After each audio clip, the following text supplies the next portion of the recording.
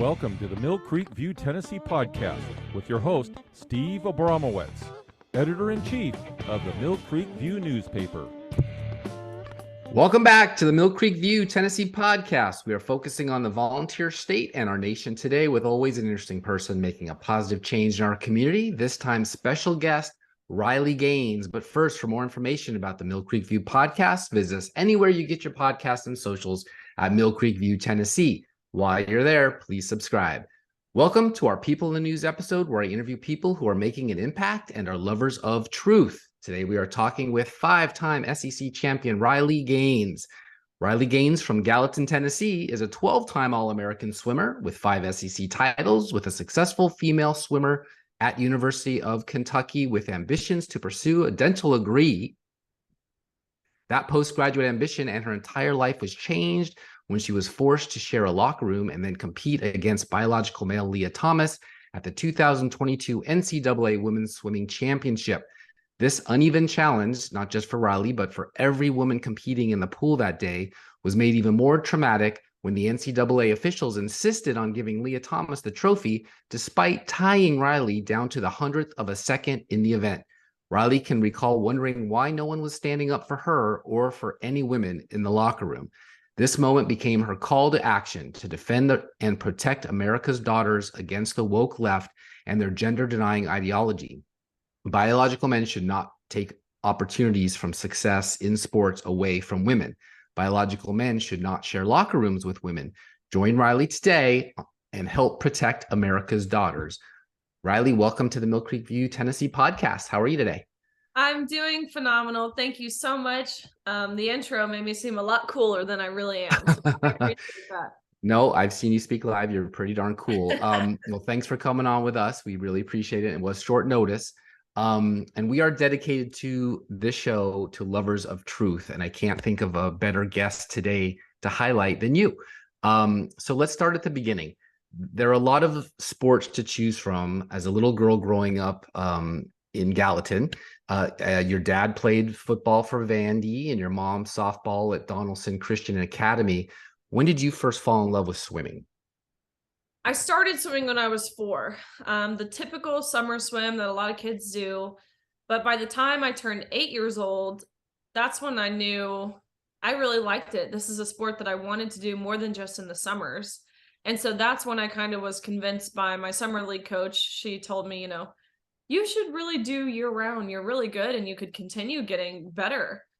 How good an 8-year-old is, I don't really know. But she said, you could really excel in this in the long run if you stick to it.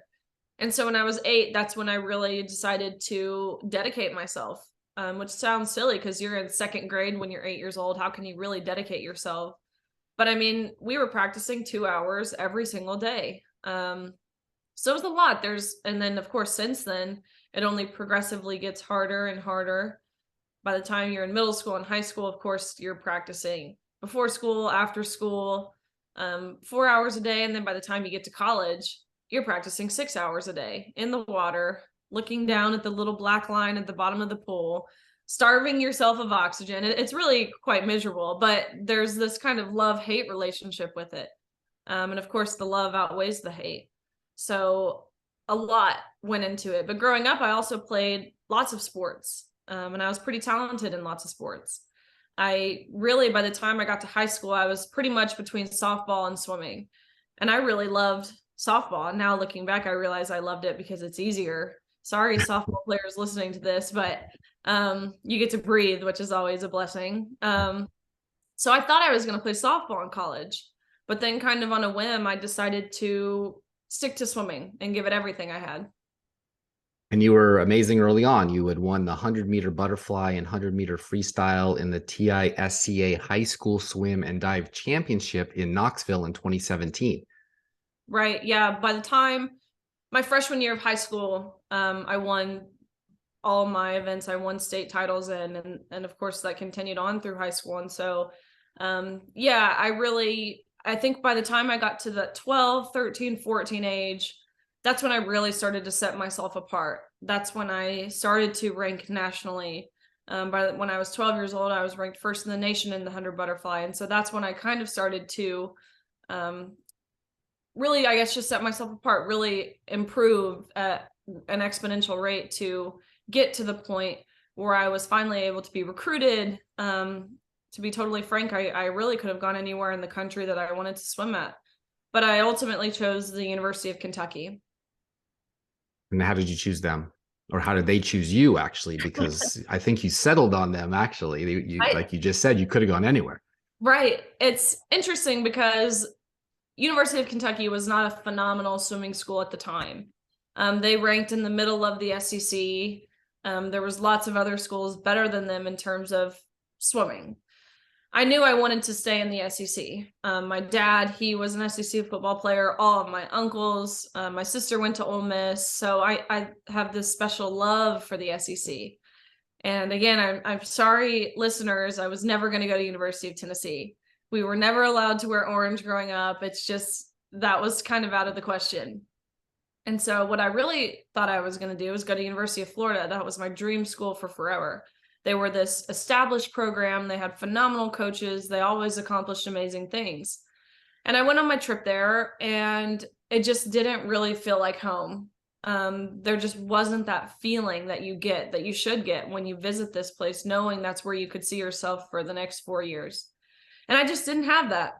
And so I kind of on a whim decided to take a trip to the University of Kentucky because my boyfriend at the time, he really loved UK. He was a huge UK fan. And so the coaches were reaching out to me, and I kind of agreed to go on a trip because it meant we got to go to a basketball game.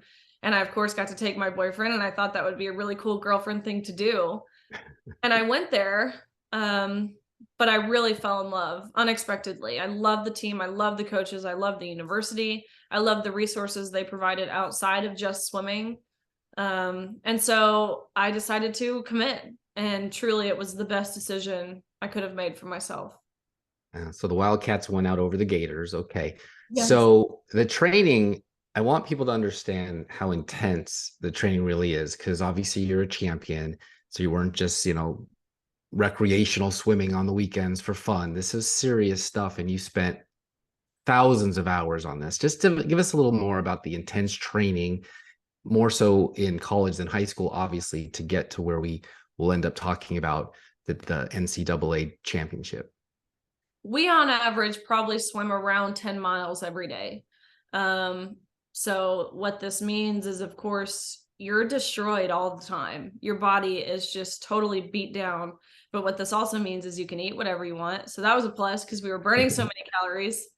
But really, we swam 6 hours a day. We swam in the mornings from 5 a.m. to 8 a.m. And then we swam, or you go to class, you'd eat your lunch, you'd come back and you'd swim 1:30 to 4:30. And like you said, this wasn't just swimming where you're splashing around and having fun. I mean, this was intervals of, you'd swim a 200, you'd have 10 seconds rest, and you have 14 more to go. It's impossible to put into words how many sacrifices you have to make. We have, of course, weight room training, which was 4 times a week. We have, not to mention our diets, not to mention the sleep schedule we have to be on. Of course, the amount of school we have to miss to even be able to do our sport. There were multiple weeks in college when you would have to miss an entire week, including during finals week. So there's a whole lot, but I think it perfectly showcases just what we're willing to do to be able to play. No one's forcing us to do this. Again, I said it's pretty miserable, and I stand by that. But I do think the benefits outweigh the cons by 100. But that's what you have to do if you want to compete. And so what I went through, what I experienced, that was not unique. That's every D1 swimmer. Right. Every D1 swimmer, including the ones that were displaced by what we're going to ultimately have to talk about, because you'll be forever tied to the situation, no pun intended, with obviously the Leah Thomas situation, and somebody wasn't in the spot that he took. So, all right, let's just get into it. So then you get word you have to swim against an unknown swimmer from a school not known for stellar swimming program called Leah Thomas. Most of your competition from all these years of swimming at the top level, but had never heard of or met him, right? So Leah Thomas doesn't have what I consider compassion for any girls that train their whole life to get to the championship. And he jumps in his senior year, if I'm not mistaken, after 1 year of hormones. That's the new NCAA rule. And he knocks girls off the ladder that would have had his spot that he got to take if he hadn't existed. Let's just say that. Do you ever hear from those girls? Are there any resentment that you know of? All the time. I talk to girls who competed against Leah Thomas all the time, especially his teammates, who what they went through on a daily basis. Every day they had to share a locker room. Every day they had to compete in practice. Every day they felt as if they were being sidelined. There's several of the girls who will still reach out to me and kind of explain the trauma they're going through of just knowing that their coaches deemed they weren't worthy of privacy. Their coaches deemed they weren't worthy of safety. They weren't worthy of fairness. They weren't worthy of equal opportunity. They weren't worthy enough to be able to share their voice in a way that would highlight how they felt, because their coaches didn't care how they felt. Their coaches told them, you have to be kind and you have to be inclusive, or else you're a bigot, or else you're hateful, or else any other phobia they can throw your way. So these girls, it's something they still deal with. And like I mentioned, I do talk to them all the time. One of his teammates, she's looking to break her silence, and she's really ready to use her voice, but it's taken her a full year to finally regain enough confidence to feel like she has a voice. But she's on the brink of, I think, releasing some information and stuff of what they went through that shows that just how harmful this is to women's sports specifically. Are we talking about University of Pennsylvania, where Leah Thomas swam for? Or are we talking about the other schools that they competed with on the circuits, or all of the above? I was talking specifically about Leah Thomas's teammates at University of Pennsylvania, but that being said, I hear from girls all over the country who just thank me for what I'm doing, thank me for taking a stance, because again, they didn't feel comfortable doing so, because they don't want to be labeled anything. They feel as if it's not worth it. So I hear from girls all across the NCAA who competed against Thomas who are not okay with it. Even on my team at the University of Kentucky, there's 40 girls and 38 of us feel the exact way how I'm speaking. But you would never know that if you just watch the news. You would think I'm this lone voice and this lone face behind fighting for this issue. But I speak for so many. I think that's true. And it would be nice if everyone just took a knee and stopped competing, and then let's see what the NCAA does with that. Besides the record books that you're in, the NCAA has implemented a new policy about who receives trophies immediately and who has to wait. In the event of a tie at the NCAA Division I Swimming and Diving Championships, in April last month, they just decided, they agreed that in the event of a tie in the championship A final, the trophy will go to the oldest by birthday. The younger student athlete will hold a stand-in trophy for the award ceremony and will be mailed a trophy following the championship. Standard delivery is 4 to 6 weeks after the event. In other words, when 2 or more athletes are tied, seniority rules. Did you ever get your trophy in the mail? They eventually did mail me one, but that trophy is it's meaningless to me. Yeah. It's been totally devalued. And I think it's so almost funny. It's almost comical that this is the rule they come up with regarding the controversy. This is the rule of what to do during a tie. How about what do we do to avoid this tie from ever happening? Is not allowing men and women's sports. It seems simple. That's the rule that needed to be implemented. That's the rule that's overly obvious is unfair and wrong. But that's not what they did. Instead, they decided to make a rule of what would happen in a tie. At least, yeah, so far.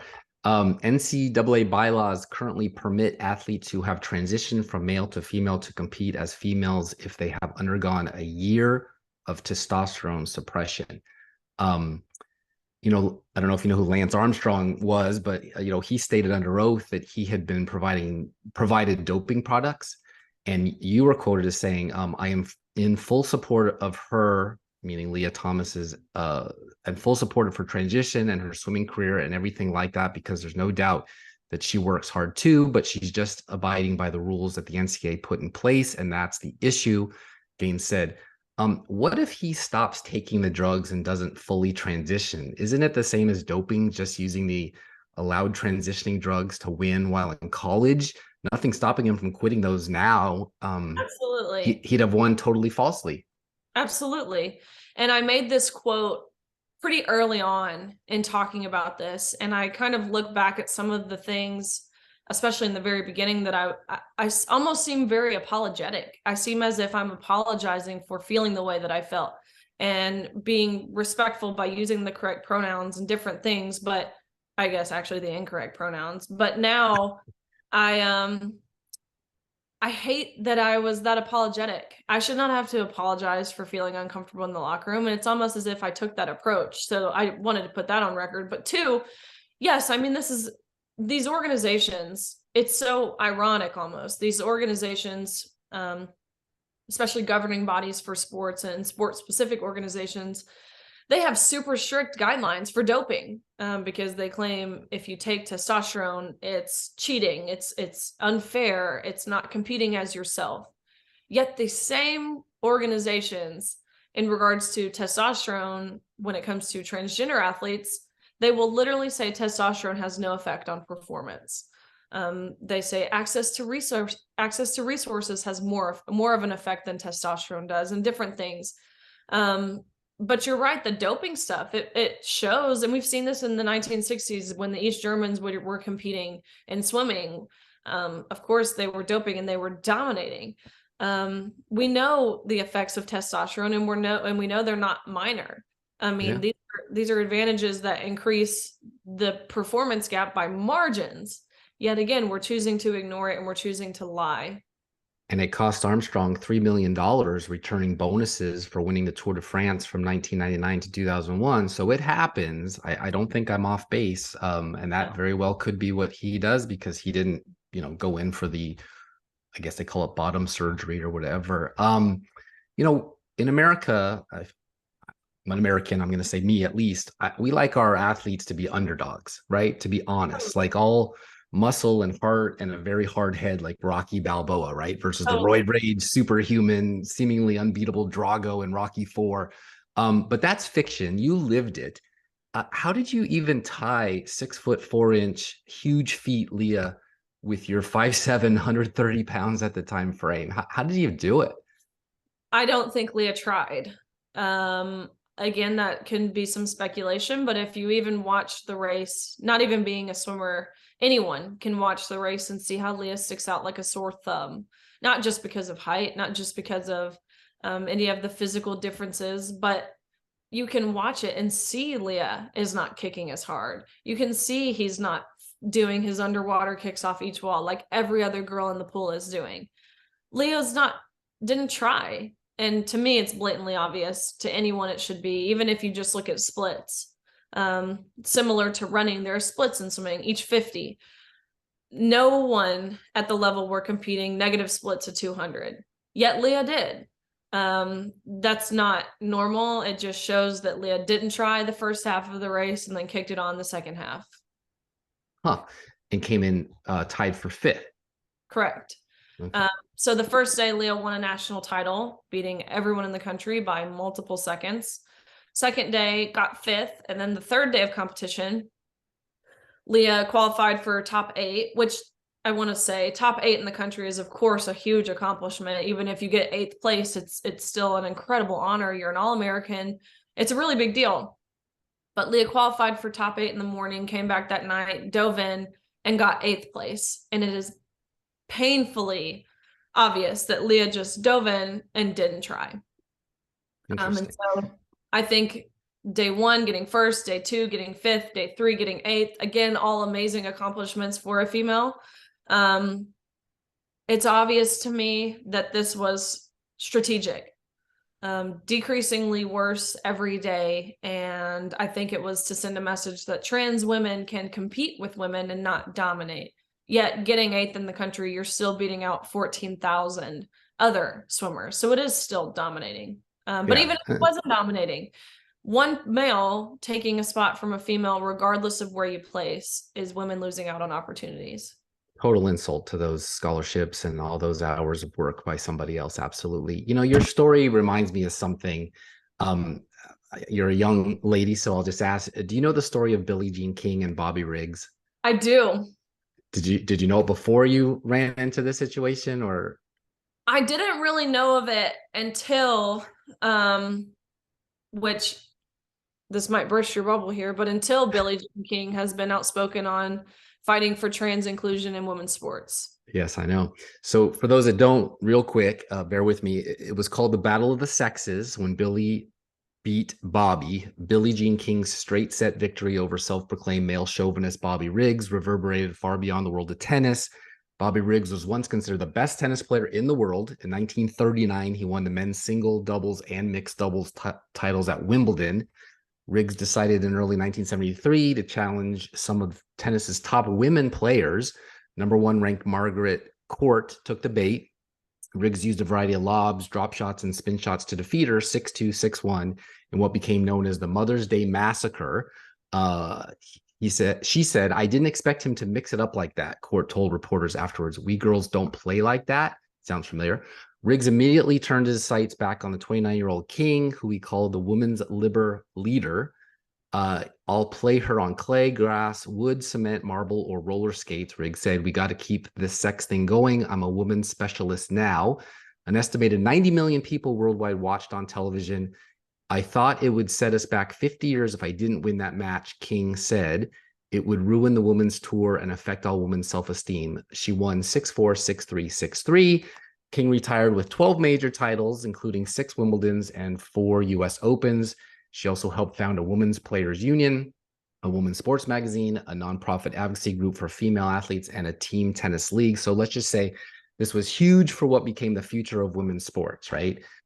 Your tie will forever be linked to Leah Thomas' biological male. That's why you're speaking out, right? Because others aren't, for the future of little girls like Billie Jean King once was. Absolutely. That's why I'm speaking out. Because it's not about me. I'm done playing sports. You couldn't pay me to get back in the water, quite frankly. So it's not about me. It would have been really easy for me actually to just continue on with the life plans I had set for myself. Going to dental school, I'm married, I'm building a house. I mean, it would have been easy for me to just continue on with life as I knew it. The route I took, I was totally thrusted into. I never asked for this. I didn't want this. But I see what's at stake if someone doesn't fight for this. If and it's bigger than just women's sports. What they're asking us to do is deny objective truth. And that's kind of a chilling thought. You can see how that goes. Open any George Orwell dystopian novel and you see how that goes.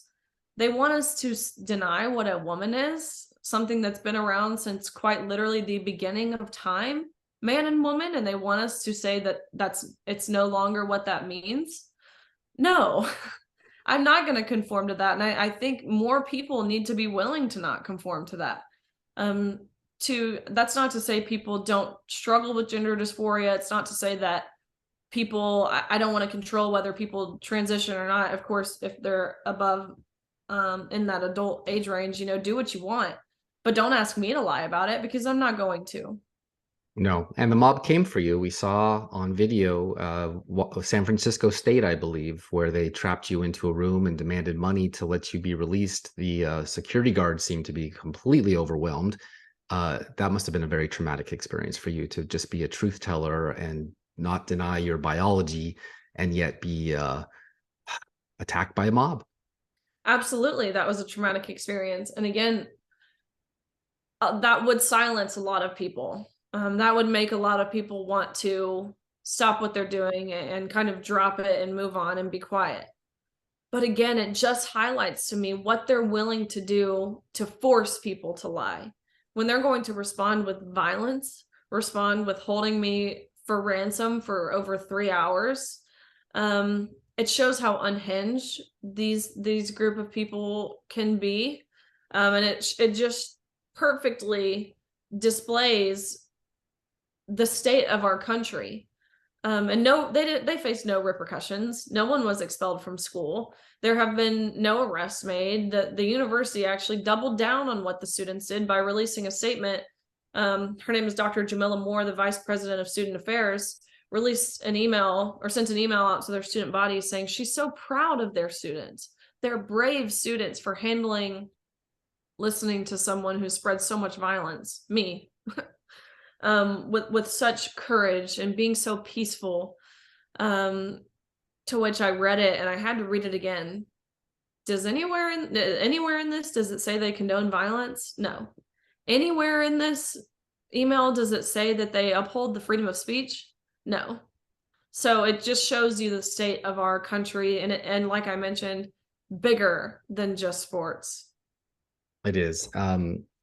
Speaking of that, tennis legend Martina Navratilova said, newsflash, Leah, it's not fair. We shouldn't have to explain it to you over and over. Also, stop explaining feminism to feminists. The comments that he has been making post your race have been pretty offensive, I would think. Would you agree? And they're slaps right at you. Absolutely. Leah has come out and said that, you can't say that you support his transition yet not support him competing in women's sports. That just shows you're actually transphobic. And when approaches like this are taken is when the tolerance from people who agree with me is lessened. Every day I am becoming less and less tolerant with this whole movement, because really what it is it's entitlement. It's a way for everyone to become a victim. And it just shows an utter disregard towards other people's feelings. Because just like you mentioned previously, Leah Thomas had no compassion or respect for us, for how we felt in that locker room, the extreme discomfort that was obvious by anyone in that room. Leah knew that he would have never won a national title on the men's team. I mean, that was obvious, yet he didn't care. And so that's why that quote you read earlier, when I was using the correct pronouns, it took me a while to realize, why would I respect someone who had no respect for any of us? That's right. Yeah. It's not worthy of using the right pronouns. Or I'm sorry, I say the right pronouns. The right pronouns are he, him. But yeah, there's just an utter disregard and selfishness behind this whole movement. Yeah. Someone else in the news said, I've said from the beginning, biological boys should not be playing in women's sports. That's Caitlyn Jenner, Bruce Jenner. We need to protect women's sports. I don't even know. She reached out to you to give you solidarity? Yes. Jenner and I have talked a lot throughout this whole issue, really. We just sat by each other at the White House dinner. We've been in direct contact. And Jenner's been really positive, really, helpful for this movement in terms of fighting men competing in women's sports. And I think it's powerful because he understands what it means to compete at this level, because he was the best athlete in the world at a point, winning gold medals, doing amazing things. So he gets what it takes to compete, and he knows the difference between man and woman. That being said, I do think that this whole movement was partially brought on by the publicized transition of Bruce Jenner to Caitlyn Jenner. But I do believe Caitlyn is doing a phenomenal job now and really trying to combat what he likes to say is the rainbow mafia. Yeah. And Megan Rapinoe from U.S. Soccer and Sue Bird and 39 other athletes signed a letter produced by Athlete Ally, a radical gay advocacy group seeking to force lawmakers to allow men to compete. Quote, every child deserves to have their life changed for the better by being able to participate in the sport that they love. Do you feel like a lone voice sometimes? For a while I did. But in response to that letter that Megan Rapinoe sent out, I was able to create a letter with over 70-something athlete signature who were all Olympians. They were all world record holders or some accomplished elite athlete. So, and I was able to do that in just a matter of days, get amazing, accomplished women across many sports to sign on to it. They might not be as active as me in terms of getting in front of the media or talking about this in front of state legislature, but I know they're there and I know they want to fight. Whether that means using their voice, whatever that looks like, they're there, they're behind me. So I don't feel like a lone voice anymore. I understand the support is tenfold in comparison to anything negative that I receive personally on a daily basis. The support is there. It's just a matter of empowering and emboldening enough women, even men, enough people in general, to stick up for their daughters, stick up for themselves. And Senator Tommy Tuberville from Alabama, former coach, said regarding what Rapinoe had said, if that would have happened during her career, she'd have been working at Piggly Wiggly, meaning that she wouldn't rank versus men. Now that she's retired, she's all for this, and that's the biggest bunch of crap I've ever heard. Have you talked to him? Yes, he's been a phenomenal advocate for protecting women in sports. He actually just introduced a bill on the Senate side at the federal level, to which is, of course, not hopeful that it passed on the House side, but the Senate is majority left-leaning, therefore they will not hear it. But he's been great. He's been someone, again, he's someone who understands sports. And that's the thing.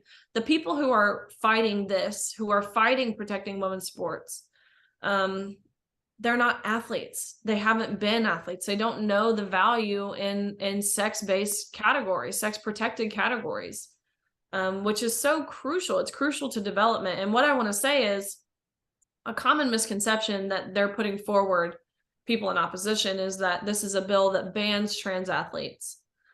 That is simply not true. No one should be banned from sports. And the statement you read on Megan Rapinoe's and their letter written by the Athlete Ally, which is extremely, of course, very left-leaning, I agreed with their statement. No one should be banned from playing sports. Everyone should be entitled to play sports. Of course, yes, I think we all agree there. So to say this is a bill, or any bill, bans trans athletes from competing is false. It is simply ensuring everyone plays where is fair and where is safe. Yeah. So a little wonkiness. Title IX is a clause of the 1972 Federal Education Amendment to no person in the United States shall, on the basis of sex, I underline that, be excluded from participation in, be denied the benefit of, or be subjected to discrimination under any education program or activity receiving federal financial assistance. But it doesn't say gender, which even more formal religious leaders said was a social construct, probably because she read this in a Psychology Today class. All humans are born with biological characteristics of sex, either male, female, or intersex. Gender, however, is a social construct and generally based on the norms, behaviors, and societal roles expected of individuals based primarily on their sex. Gender identity describes a person's self-perceived gender, which could be male, female, or otherwise. Nothing about gender dysphoria being accepted as a reason for biological males to compete against girls. So why would the NCAA, coaches on teams that weren't Leah Thomas's Pennsylvania, and parents let this go on? Again, I think there was this level of social pressure. I've talked to many coaches and many athletic directors as well. Every single coach I've talked to says they didn't feel comfortable speaking out because they were afraid of retaliation from the NCAA. And I've even seen screenshots of emails that national championships took place at Georgia Tech. And I had one of the Georgia Tech host reps reach out to me and send me a screenshot of what the NCAA said to them. In this email, it said, "You are not allowed to speak out in opposition of this meet being here or having Leah Thomas compete against the woman. If you do speak out in opposition, there will be consequences for you and your staff." So these people, they just didn't feel as if they were in the position to speak out. They were scared. They didn't want to make those sacrifices because they have families to feed. Or whatever that might look like for each individual person. And so again, it just relies back to social pressure. And now, again, I think this was kind of at the beginning of this. A year ago, it was newer, so people didn't know how to navigate it. But now that we know how the majority of the people feel, and again, it's how you and I are speaking, people should be more willing to make these sacrifices because they know there are people backing them. So after our national championships, I got nominated for NCAA Woman of the Year, which is the most prestigious honor for collegiate female athletes. It's something that encompasses not only your athletic achievement, but also your academics. I was the SEC Scholar Athlete of the Year, also your community service. I was also the SEC Community Service Leader of the Year. And so I always tried to be this well-rounded individual outside of just swimming, which I succeeded in. And so when I got nominated, I was so excited for this award. But then they released a full list of nominees, to which Leah Thomas was also nominated for NCAA Woman of the Year. I go to the conference where they're announcing their winner, and I bought a booth inside the convention center where all the athletic directors and presidents and chancellors of these universities would walk around and kind of mingle and stop at each booth. And so at my booth, I was, of course, talking about the importance of Title IX and handing out pamphlets and little bracelets. And every single athletic director who walked by said, keep doing what you're doing. Keep fighting. We agree with you. And I was honored the first 40 to 60 times I talked to an athletic director and they told me this. But then I very quickly got frustrated because it was evident that we all agree. We all know this is wrong, yet we're still complying. Right. Which shows how these people in powerful positions to make changes have no backbone. They're cowards. They lack authenticity and they lack leadership. It's crazy. And because we parents not only pay for the school to host the pools and training and teams, but spend countless hours with our daughters and sons at the schools, at the pools, cheering them on. And then they have to go up against these cheaters. And there's nobody, apparently an adult in the room, to say, no, that doesn't make sense. Bone mass, muscle density, any of that. And it's happening all over. It's not just swimming, obviously, that's what you were focused on, but Juniper Simonis, I think it is, the roller derby athlete, has won multiple world championships with the World's Flat Track Derby Association. She was featured on the Trans Sports Room podcast in 2019. Ren Pyle won the 2022 USA Skimo 2022 National Championship in Women's U23 Sprint. Jamie Hunter, billiards player, won her first major ranking even when she took the 2022 US Women's Snookers Open title. Victoria Monahan won the New Zealand Open Darts Championship in 2022 and is the first out trans woman to compete in the World Championship. She was previously a ranked national player in the male category. Tiffany Abreu, the volleyball player, was a big part of the team that won the 2022 Brazilian Cup. Abreu came out several years earlier stating she wanted to play in the Olympics. She was not selected by Brazil to compete in Tokyo. JC Cooper won the women's 2019 national championship for bench press in the super heavyweight division. Michelle Domarescu. Michelle had fits and starts competing in the women's category about 2 decades ago. Ultimately, she won the right to compete and won the 2003 Canadian National Championships in downhill mountain biking. I can go on. Laurel Hubbard, the Olympic weightlifter, won 2 Oceania championships and 2 Commonwealth championships amongst many gold medalists.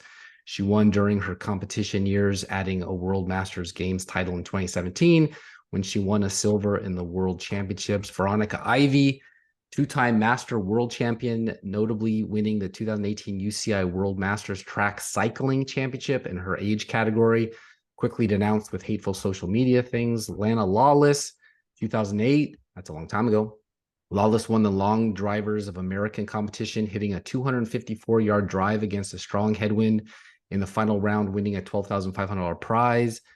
Valencia Petrillo has won multiple Italian national championships, both before and after transitioning. She had hoped to compete in Tokyo. There's so many here. And then, of course, Leah Thomas, University of Pennsylvania swimmer, made it to the final heat of the 100 free and 200. Every time I mention a name, and there's 20 here on this list, that's a girl that didn't get the chance to do what she wanted to do, probably from a very, very young age like you. Absolutely. Where are the adults stepping in to say, let's either create their own category or just protest this, like from everything from cyclocross to BMX to downhill skiing? It's the end of women's sports. Absolutely. It absolutely is. The integrity of sports, of course, relies on a sense of fairness and of competition, and that's the beauty of it. And that's out of the window. And so where these parents are, where the adults are, I think they've done a pretty lousy job up until this point. But that being said, I do think the tides are starting to shift. I feel as if every day I'm seeing more and more people, whether that be on social media, whether that be in conversations outside in my daily life, whether that be on the news, whatever it looks like, I feel as if more people are becoming louder. But we need them to be, because how many girls have to get hurt in their sport? How many girls have to lose out on opportunities? How many girls have to feel exploited in the locker room before change is made? Yeah, and there's an instance here. We know that it is dangerous. We have a young lady who played in the volleyball game. I played the clip on the show before where she took a 70-mile-an-hour volleyball to the face, and I think she's still suffering traumatic injuries from that. Her career is over, and the individual who spiked the ball didn't have a lot of sympathy for her. Obviously ruined her career. Her and I have been talking at great lengths as well, and she's an amazing, awesome person. But she got hit in the face last September. Keep in mind it's May now. She still has vision impairment. She's partially paralyzed on her right side. She now can't play college sports. She now has to have special accommodations at school for testing because she simply can't retain information because of how bad her head injury was. Yeah. That was the Cherokee County Board of Education in North Carolina that voted to forfeit girls' volleyball games against a rival school after a transgender athlete reportedly injured Peyton McNabb, that's who we're talking about, with the spike. The ball was thrown at 70 miles per hour and was described as abnormally fast by one bystander.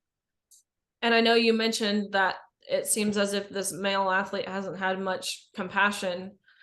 She's been more outspoken the past 2 weeks or so, and she sent me a screenshot of what this athlete messaged her, what the male athlete, who hasn't apologized, hasn't reached out once since last September. He reached out now and he said, "Wow, you can't seem to get me out of your head, can you?"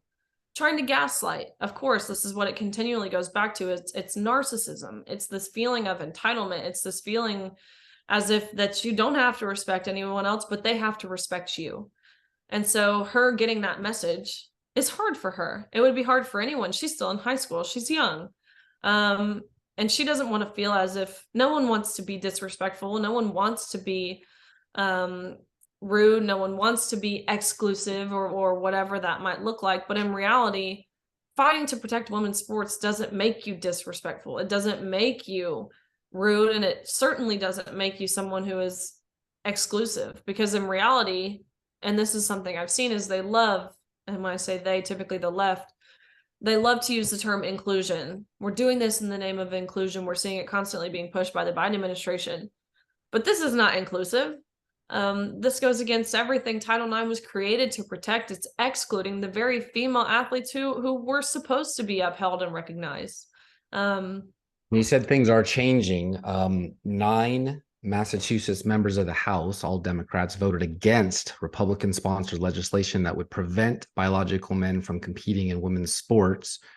House Bill 6, the Save Women's Sports Act, would bar trans girls from taking part in female athletes and override the Ohio State High School Athletic Association's trans student athlete policy adopted during the 2015-16 school year.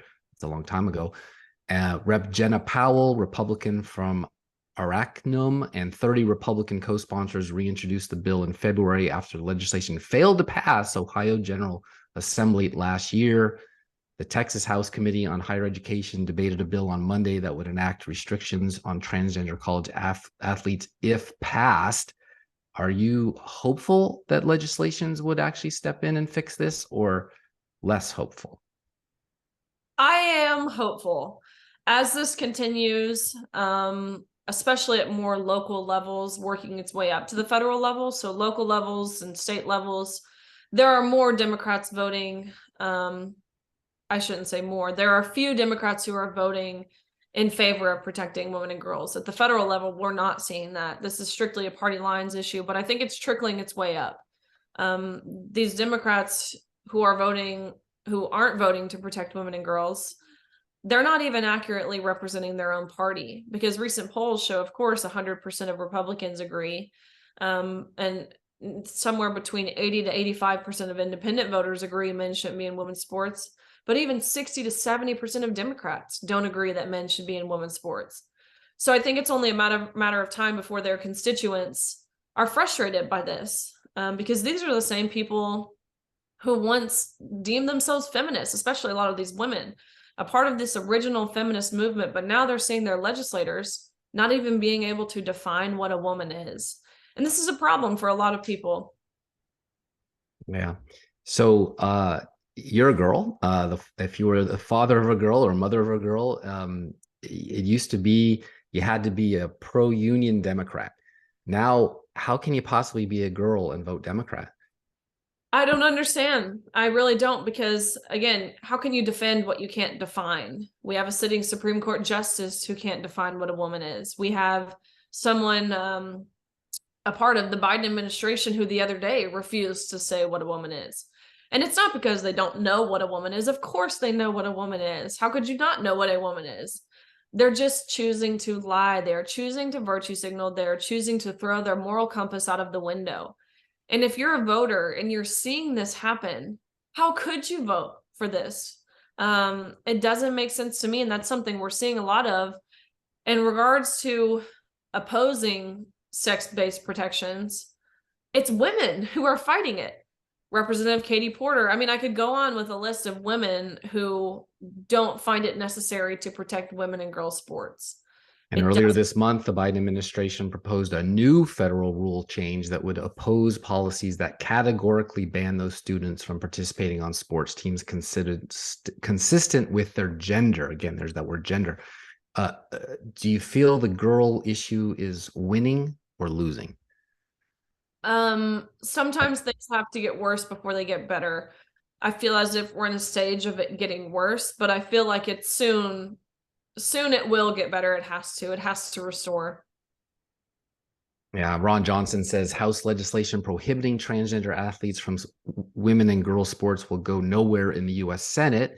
There will be no Democrat in the United States Senate that will sign on to that. I'm fairly confident, said Johnson from Wisconsin. Maybe one or two, but not enough to pass the bill.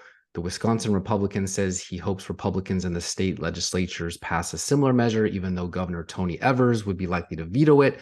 Currently, 21 states ban transgender students from participating in sports consistent with their gender identity. You met with Tennessee Senator Marsha Blackburn recently. Are you getting help or more pushback from elected leaders overall? I'm getting lots of help, especially, again, whether that be governors, senators, a lot of different state representatives. I have been in contact with a lot of them and encouraged them to pass bills like this. I actually am about to have a call with a North Carolina senator to talk about why it's important to include the collegiate level in their women in sports bill, because right now they're not protecting college athletes, which is crucial.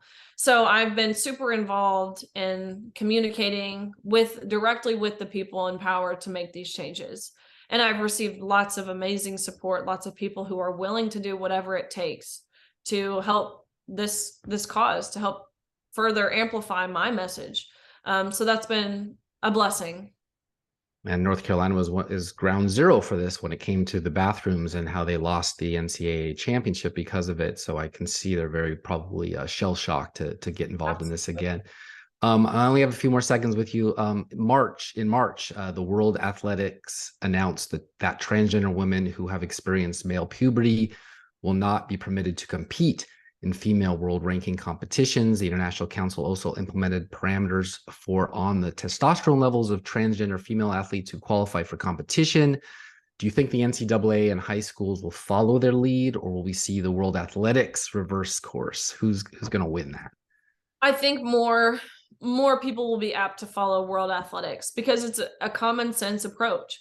If you have gone through male puberty, you cannot compete with the women. I mean, how can you deny that?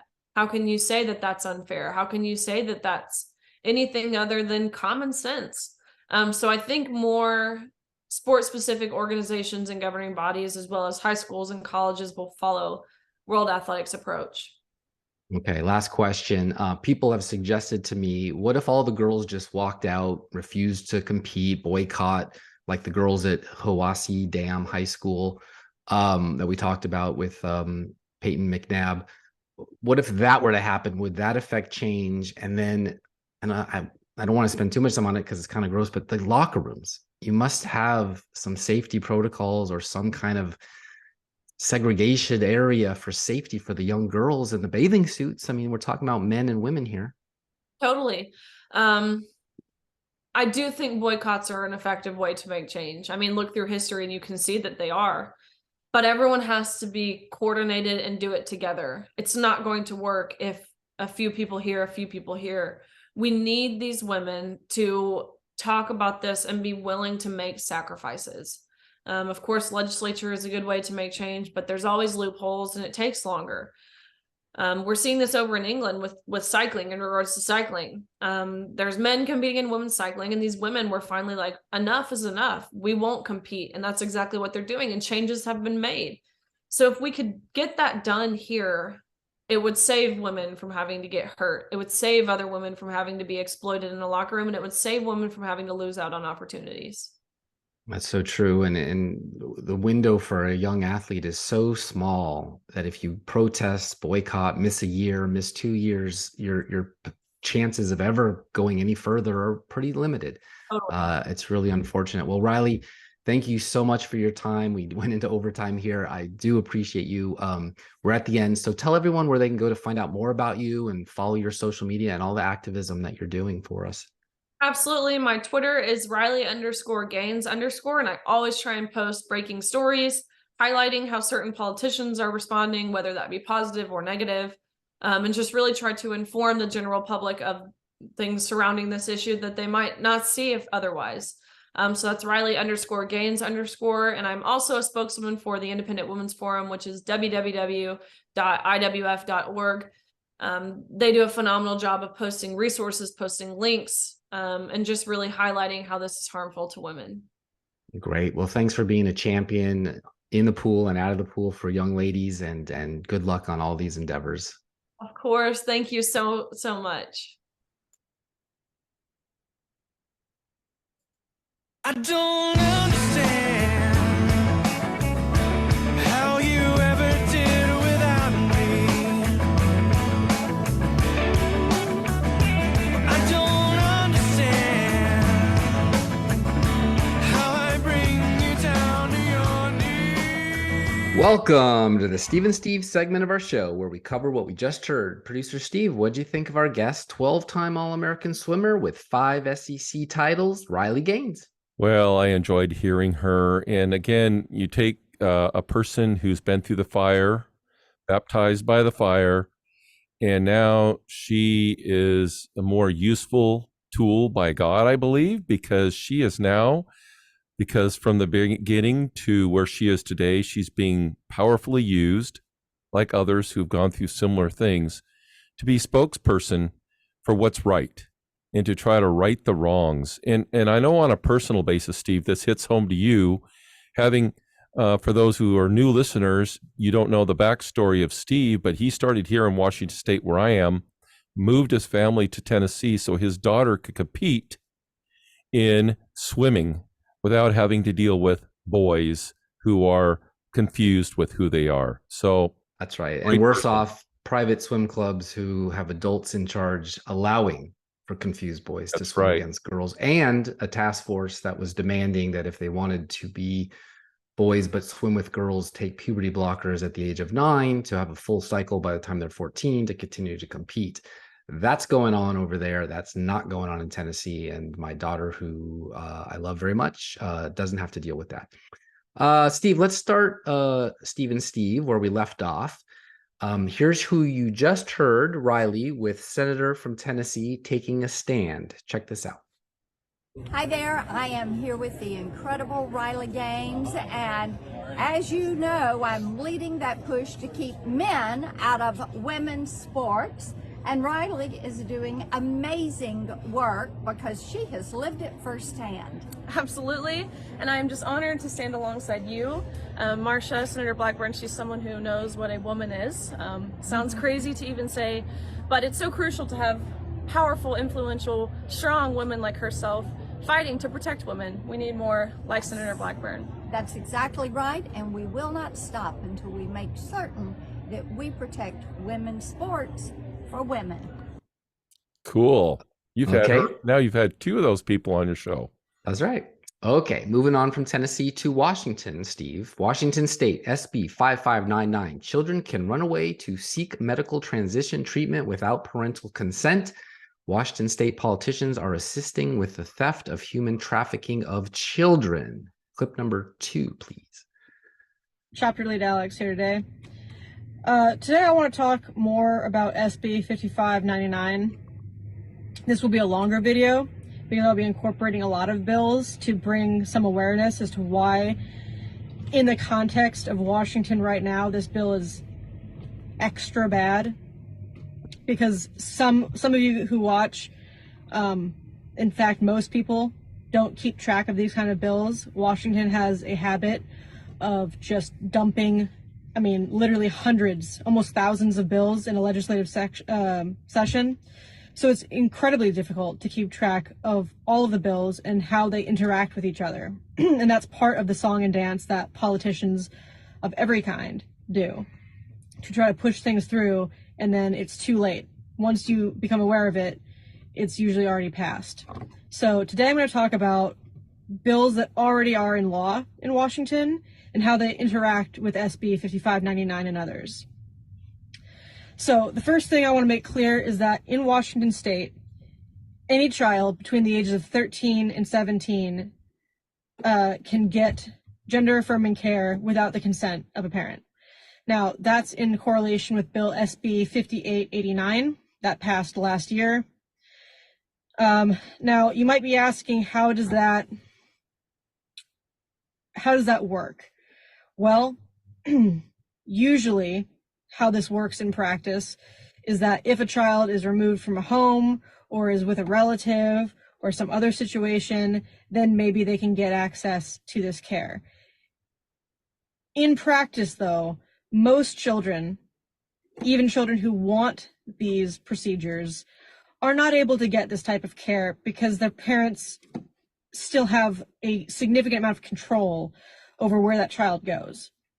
You would have to take them to the doctor. You'd have to take them to these things.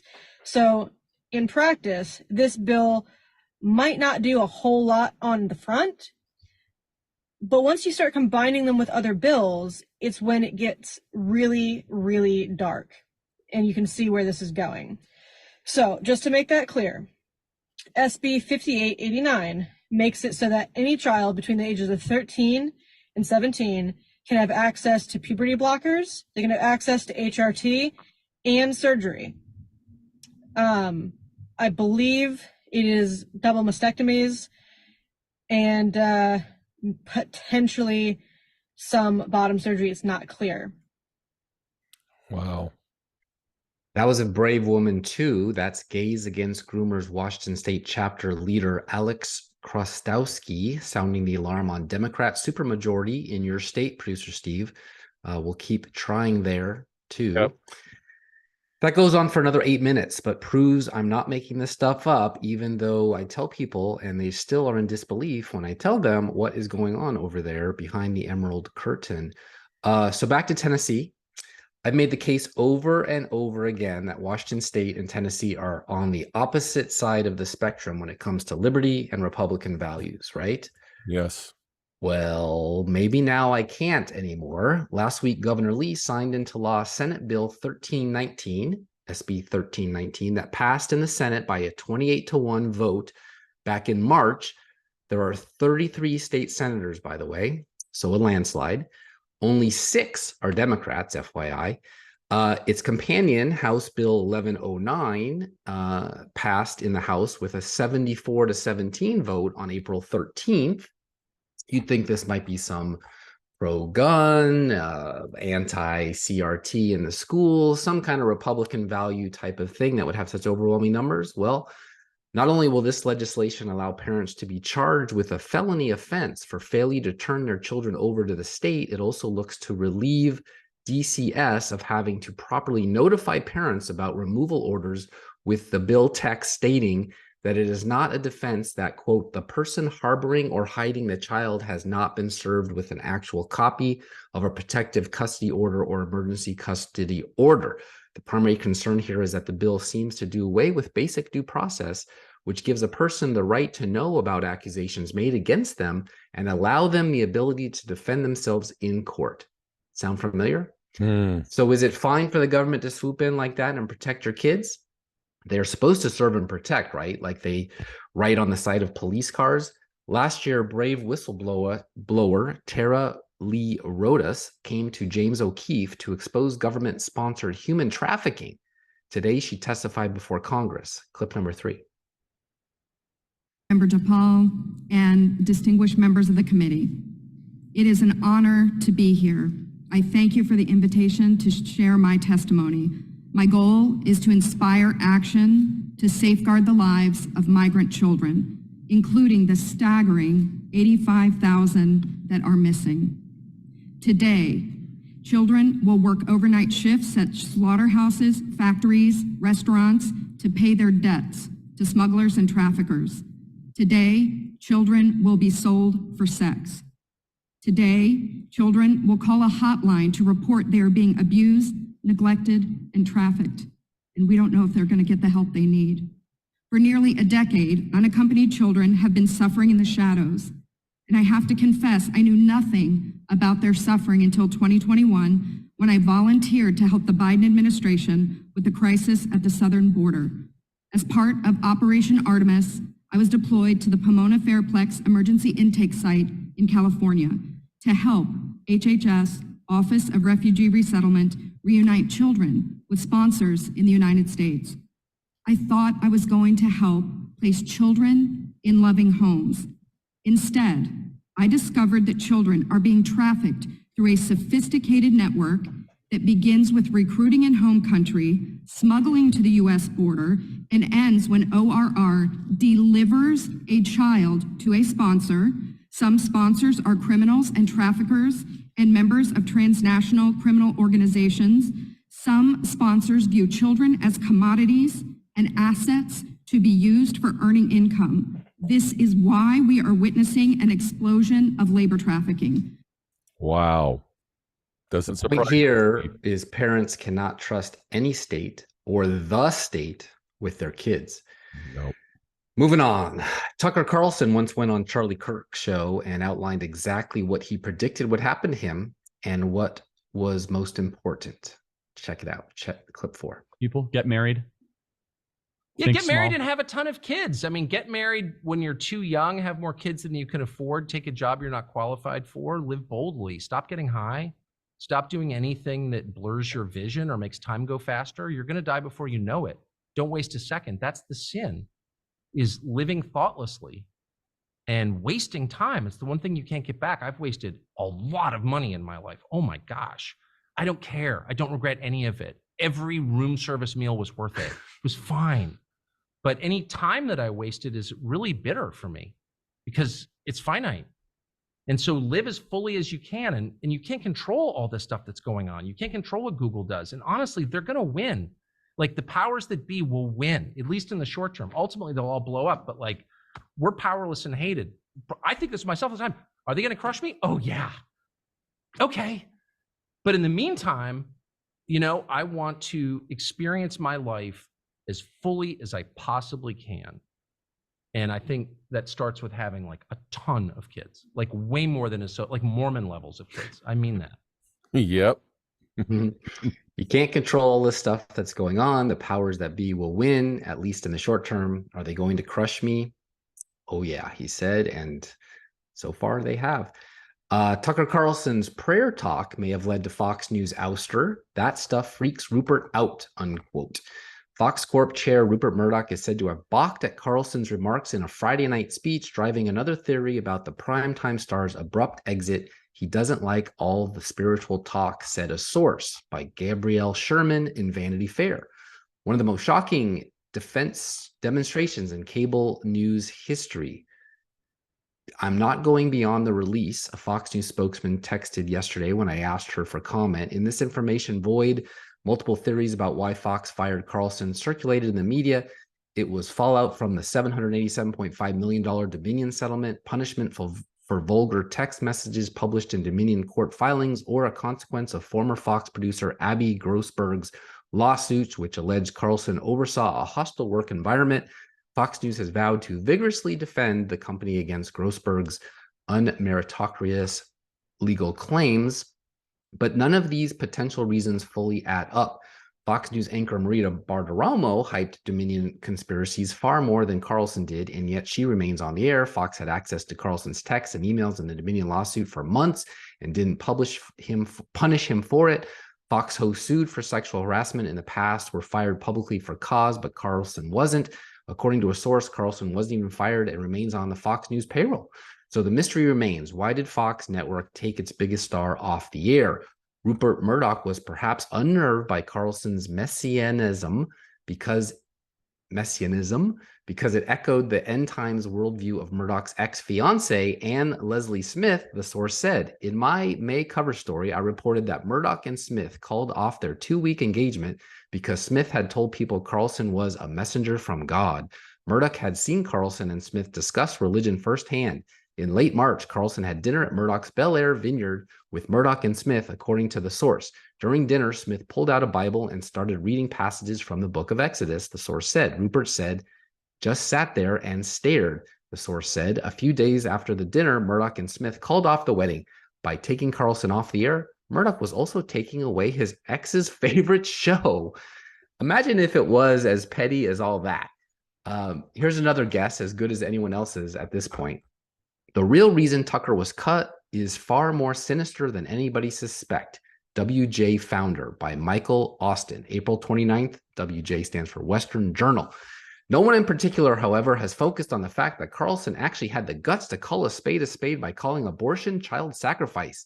As it reads in Ephesians 6:12, for our struggle is not against flesh and blood, but against the ruler, against authorities, against the powers of this dark world, and against the spiritual forces of evil in the heavenly realms.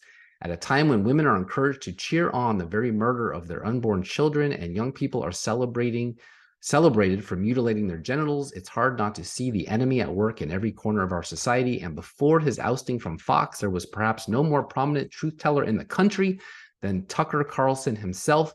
And if I had to guess, Christ isn't quite done using Tucker Carlson to spread goodness and truth to the soul of this nation. Stay tuned. We shall see soon enough what's in store. Well, that's all new stuff, like a fad that could blow away with the wind, right? Let's hear clip number 5. Washington and all its works and all them politicians down there and them congressmen and the congressmen, boy. I'll bet you won't find none of them congressmen turning down their electric blankets tonight. Because if they did, their secretaries would get up and go home.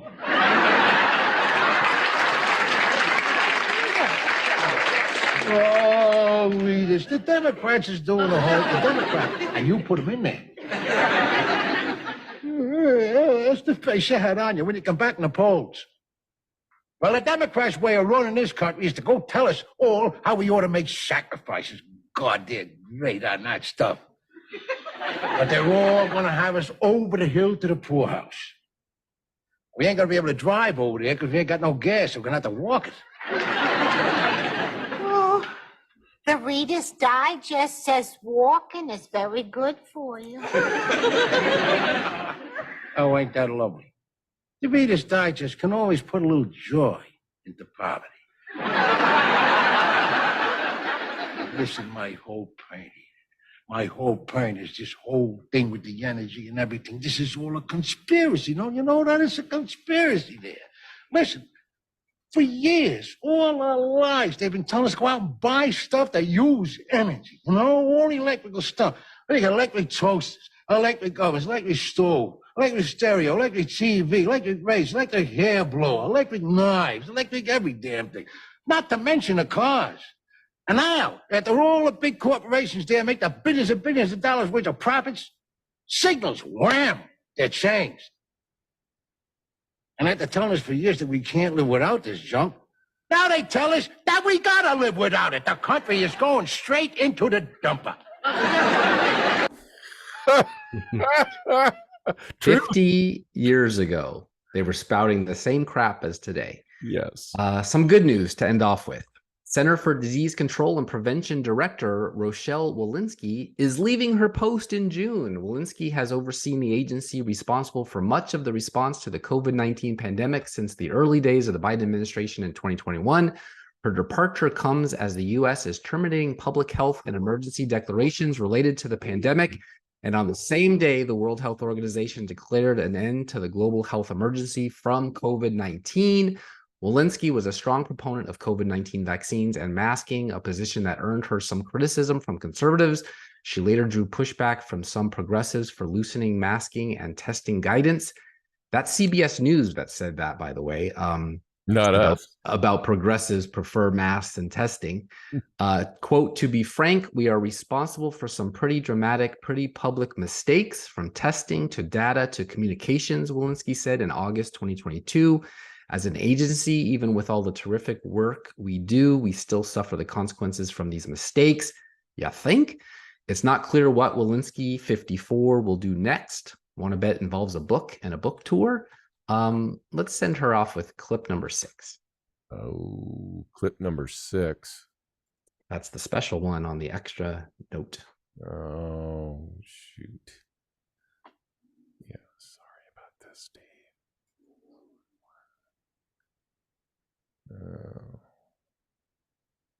Can we?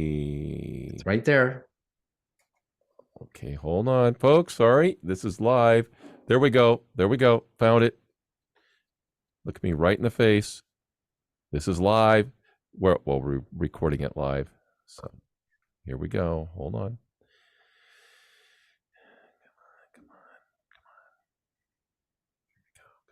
Come on. Yeah, there we go. Come on. Love my tweets. Here we go. Here we go. Come on. From the CDC today suggest, that vaccinated people do not carry the virus, don't get sick. Now to the latest on the pandemic. Rochelle Walensky, director of the CDC, has tested positive for COVID. Officials say Walensky tested positive last night and is experiencing mild symptoms. She is up to date on all of her vaccinations. Vaccinated people do not carry the virus, don't get sick. Vaccinated people do not carry the virus, don't get sick. Vaccinated people do not carry the virus, don't get sick. You're not going to get COVID if you have these vaccinations. I guess it was worth it. So very fast. Worth waiting for me, folks. Sorry. Well, let's wait and see who replaces her. Last story. Teachers union resolution. Capitalism exploits children, public schools. The Colorado branch of the National Education Association recently was offered a resolution which stated it believes capitalism requires exploitation of children and public schools. The original Colorado Education Association resolution submitted by history teacher Brian Lindstrom states that, quote, the only way to fully address systemic racism, climate change, patriarchy, education, and income inequality is to dismantle capitalism and replace it with a new, equitable economic system. The final version slightly alters the above to capitalism is in opposition to fully addressing systemic racism, climate change, patriarchy, and education and income inequality.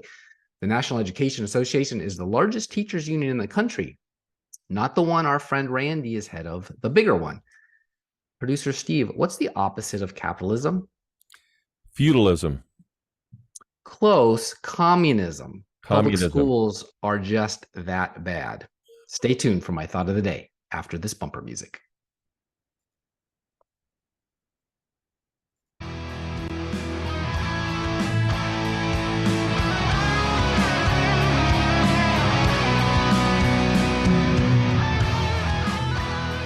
Welcome to my quotes for the day. But before I share, I want to remind everyone to subscribe to Mill Creek View Podcast. Just go to Rumble or iTunes or Spotify and hit the subscribe button and follow us.